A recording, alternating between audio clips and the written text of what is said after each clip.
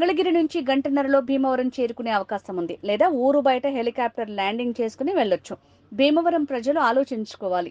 ఒకవేళ గెలిస్తే హెలికాప్టర్ లేకపోతే ఎమ్మెల్యేగా పవన్ మీ ఊరు రాడు, గమనించుకోవాలి.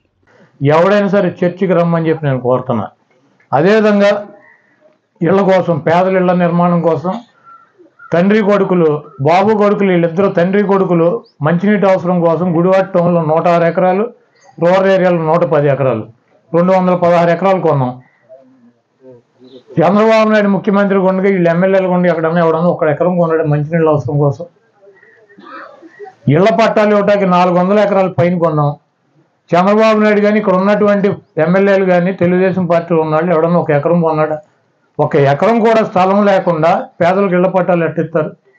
1 ఎకరం కూడా మంచినీటి చెరువు తవ్వుకోవడానికి ల్యాండ్ లేకుండా ఈ గుడివాడ పట్టణంలో ఉన్నటువంటి 2 లక్షల మంది దాహర్తిని ఎలా తీరుస్తారు? కాబట్టి మేము చేసినటువంటి ప్రతి కార్యక్రమం, జగన్మోహన్ రెడ్డి గారు చేసినటువంటి ప్రతి కార్యక్రమం, గుడివాడ హాస్పిటల్ కావచ్చు అది పేద ప్రజలకు ఉపయోగపడేది, గుడివాడ ఉన్నటువంటి బస్ స్టాండ్ కావచ్చు అది పేద ప్రజలకు ఉపయోగపడేది, ఈ కట్టేటువంటి ఇళ్ళు కావచ్చు ఇవన్నీ పేద ప్రజలకు ఉపయోగపడే, నాడు నేడు కింద గవర్నమెంట్ స్కూల్స్, ఇంగ్లీష్ మీడియం విద్య, వాళ్ళకి బట్టలు, వాళ్ళకి బ్యాగులు, వాళ్ళకి పుస్తకాలు, వాళ్ళకి మంచి ఫుడ్, ఇవన్నీ కూడా పేదవాళ్ళకి ఉపయోగపడే, అమ్మఒడి, పేదవాళ్ళకి ఇచ్చేటువంటి పెన్షన్లో, పేదవాళ్ళకి ఇచ్చేటువంటి ఆసరా, పేదవాళ్ళకి ఇచ్చినటువంటి భరోసా, పేదలకి 1 అరెకరం ఉన్నా 1/4 ఎకరం ఉన్నా 13,500 రూపాయలు రైతు భరోసా కింద ఇచ్చేటువంటి కార్యక్రమం.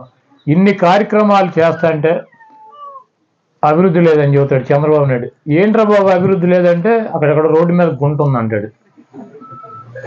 విజయవాడ నుంచి బయలుదేరి ఈ మల్లయ్యపాలెం రావటానికి విజయవాడ నుంచి పామర్ దాకా 4 వే ఉంది. పామర్ నుంచి గుడివాడ 4 వే చేస్తున్నారు.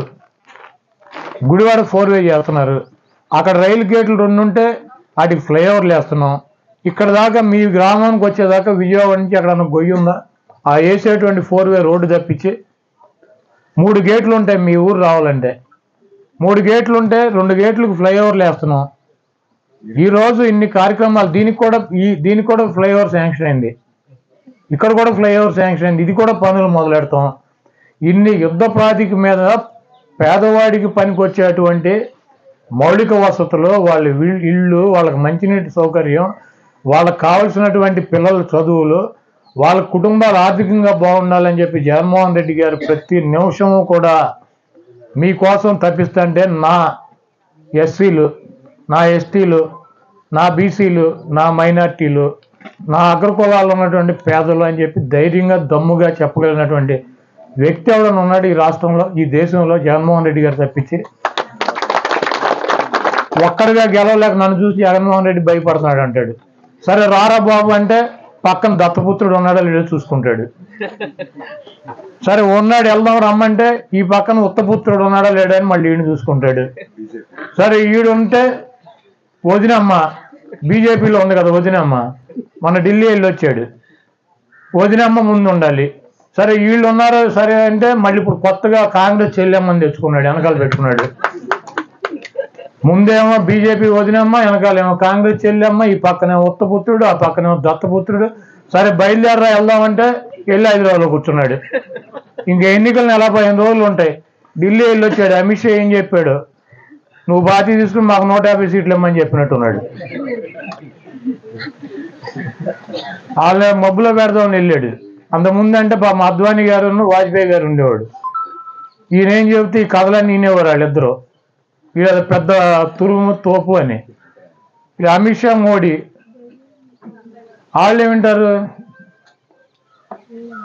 గబుక్కుని రమ్మని కానీ వెళ్ళారు, అదే చెప్పినట్టు ఉన్నారు. 150 సీట్లు మేము పోటీ చేస్తాం అసెంబ్లీలు, 20 ఎంపీలు మేము చేస్తాం, నువ్వు 5 ఎంపీలు 25 సీట్లు చేసుకోమని చెప్పినట్టున్నారు. అసలు పిల్లలు ఇప్పుడు కాదంటే ఒక ప్రాబ్లం, అవునంటే ఒక ప్రాబ్లం. ఆయన ఆగిపోయాడు హైదరాబాద్ నుంచి రాట్లా. 7 రోజులు 8 రోజులు ఢిల్లీ వెళ్ళి వచ్చి మంచం మీద పడినట్టు ఉన్నాడు వాళ్ళ దెబ్బకే. ఇప్పుడు కాదని చెప్పలేడు, అవునని చెప్పలేడు. ముందుకు పోయి వెనక నువ్వు కాదని చెప్పి ముందుకు వెళ్తే భయంకరమైన దాడి ఉంటుంది, అవునని చెప్తే ఇది తోక పార్టీ అవుతుంది, 25 సీట్లు తీసుకోవాలి. ఇప్పుడు ఏం చేయాలి? ఆయనేమో పవన్ కళ్యాణ్ గారు నిన్న ఎక్కడో భీమవరం అక్కడెక్కడ తిరుగుతాడు అన్నారు. ఆయన విజయవాడ నుంచి వెళ్తాకి భీమవరం వెళ్తాకి హెలికాప్టర్ మాట్లాడుకున్నాడంట. దాంట్లో అక్కడ స్కూల్ కాలేజీ విష్ణు కాలేజీ అని దాంట్లో బిల్డింగ్ల మధ్యలో దిగిపోతాడంట హెలికాప్టర్ వేసుకుని.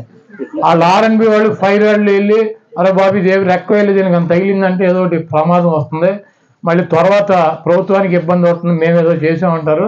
కాబట్టి ఇక్కడ కాదు నువ్వు ఊరు బయట ఎక్కడన్నా దిగి ఊళ్ళోకి రమ్మని చెప్తే కాదు నాకు ఇక్కడే కావాలి లేకపోతే నేను వెళ్ళను ఆయన మంగళగిరిలో కూర్చున్నాడు. ఎందుకంటే మీడియా వాళ్ళు అడుగుతారు కదా, ఈయన జనంలోకి వెళ్తే అడుగుతారు మనం ఎన్ని సీట్లు పోటీ చేస్తున్నాం, మనం ఏ సీట్లు పోటీ చేస్తున్నాం, కార్యకర్తలు నాయకులు అడుగుతారు. ఈయన వాళ్ళకి సమాధానం చెప్పలేడు. వీళ్ళు సమాధానం చెప్పాలని ఢిల్లీ వాళ్ళు చెప్పాలి, ఈయన ఎన్ని చేస్తున్నాడు ఆయన ఎన్ని చేస్తున్నాడు వాళ్ళు వేసి వీళ్ళకి ఎన్ని ఇస్తున్నారని. కాబట్టి ఇవన్నీ తప్పించుకోవడానికి నిన్నటి నుంచి చూస్తున్నా. పవన్ కళ్యాణ్ గారు అంటే విమానం హెలికాప్టర్ అక్కడ దిగలేదు. విజయవాడ నుంచి భీమవరం వెళ్తాకి ఎంతసేపు పడుతుందంటే 1.5 గంటల కారులో వెళ్ళిపోవచ్చు. ఆయన మంగళగిరి నుంచి భీమవరం 1.5 గంటల కారులో వెళ్ళిపోవచ్చు. హెలికాప్టర్ ల్యాండ్ అవ్వదికి ఏళ్ళ రేపు భీమవరంలో పోటీ చేసి పద్దాకి భీమవరం వెళ్ళాలంటే ఈయనకి హెలికాప్టర్ ల్యాండింగ్ అయితేనే భీమవరం వెళ్తాడు ఎమ్మెల్యే గారు. కాబట్టి భీమవరం ప్రజలు కూడా ఆలోచించుకోవాలి. హెలికాప్టర్ లేకపోతే మీ ఎమ్మెల్యే గారు అక్కడికి వచ్చేటువంటి పరిస్థితులు కనీసం ఊరు బయట కూడా దిగడంటే ఊళ్ళోనే బిల్డింగ్ల మీద దిగుతానని చెబుతున్నాడు. కాబట్టి అక్కడ ప్రజలు ఆలోచించుకుంటారు. ఇటువంటి కుట్రలో కుతంత్రాలు బీజేపీ వదినమ్మ, కాంగ్రెస్ చెల్లెమ్మ, ఉత్తపుత్రుడు, దత్తపుత్రుడు, ఒట్టిపోయిన గీతలాగా ఈయన అందరూ కలిసి జగన్మోహన్ రెడ్డి గారి మీద యుద్ధం చేసి ఓడించాలని చెప్పి ప్రయత్నం చేస్తున్నారు. జగన్మోహన్ రెడ్డి గారు ఒకటే చెబుతున్నాడు, పైన ఉన్నటువంటి దేవుడు ఆశీస్సులు, ఇక్కడ ఉన్నటువంటి ప్రజల ఆశీస్సులు, నేను పేద ప్రజలకి మంచి చేశానన్నటువంటి భావిస్తే మీ కుటుంబాలకి మంచి జరుగుతుందని భావిస్తే నాకు ఓటేయండి, లేకపోతే నాకు వేయొద్దని చెప్పి దమ్ముగా ధైర్యంగా ప్రజలను నమ్ముకుని దేవుని నమ్ముకుని వచ్చేటువంటి వ్యక్తి జగన్మోహన్ రెడ్డి గారు. ఇటువంటి కుట్రలు కుతంత్రాలు చెల్లెమ్మ వదినమ్మ దత్త